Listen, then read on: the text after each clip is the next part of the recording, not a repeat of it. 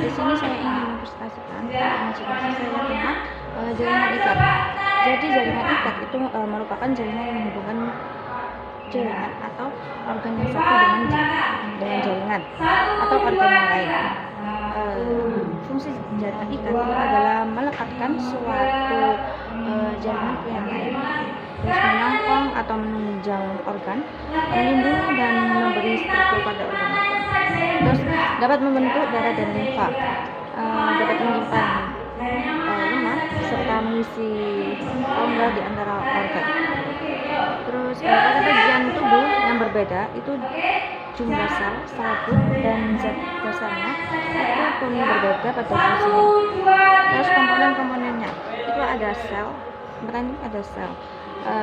Sel itu tersebut berasal dari diferensiasi sel-sel mesenchyma embrional. Macam sel yaitu fibroblast, makrofag, sel atau itu bahasa Jerman itu emas itu menggunakan. Terus sel plasma dan sel darah putih, monosit, limfosit. Terus serabut itu ada serabut elastin, serabut retikuler, serabut kolagen. Kalau serabut elastin itu memiliki struktur yang lebih halus. Kalau serabut retikuler itu serabut yang paling halus dan bercabang membentuk jalan.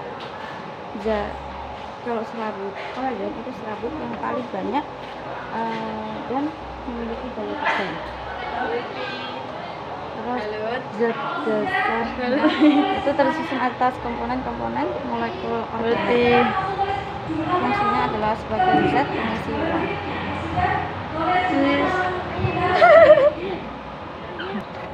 Oke, selanjutnya ada macam-macam dari jaringan ikat. Itu yang pertama ada jaringan ikat biasa dan ikat rongga.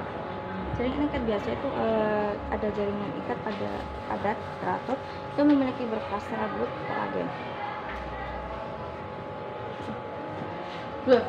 Jaringan ikat padat tidak teratur itu dengan susunan teratur dan padat, memiliki matriks yang berisi banyak serabut. Selanjutnya ada jaringan ikat longgar. Jaringan ikat longgar itu jaringan dengan sifat dan fungsi khusus.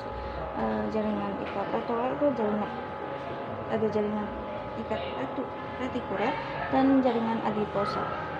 Next, jaringan ikat khusus. Jaringan ikat khusus itu jaringan dengan sifat dan fungsi khusus. Jaringan ikat retikuler itu tersusun atas serabut retikuler. Ada juga jaringan adiposa, jaringan lemak. Terus jaringan ikat penyongkong. Jaringan ikat penyongkong itu jaringan tulang rawan, jaringan tulang keras. Terdiri atas jaringan darah. Jaringan ikat pembuluh itu terdiri atas jaringan darah dan jaringan limfa. Yang terakhir ada jaringan darah.